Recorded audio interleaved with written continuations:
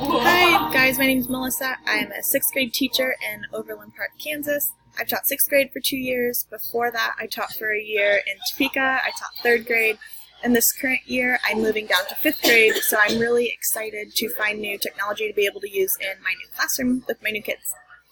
So my goals for this class, I want to learn new strategies for teaching using web-based instruction in general.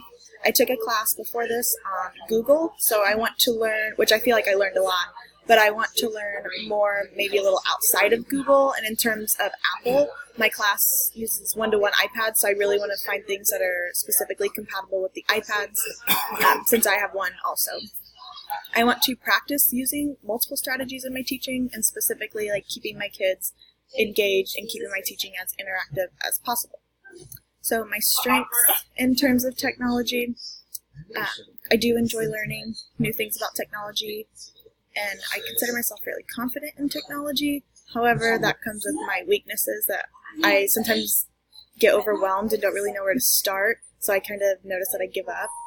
I also tend to stick with what I'm already familiar with.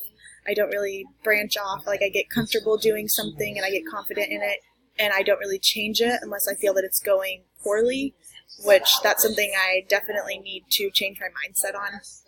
I also have noticed in the last couple of classes that I've taken, I get these great ideas from classmates and things that I'm really excited and really want to use, but then I tend to not get around to it, or I forget about it. So one of my goals for this course is to really make a point to put into practice a lot of the things that we learn, and whether it works or not, just give it a try. So I'm really excited to learn from everyone. See you guys in the course.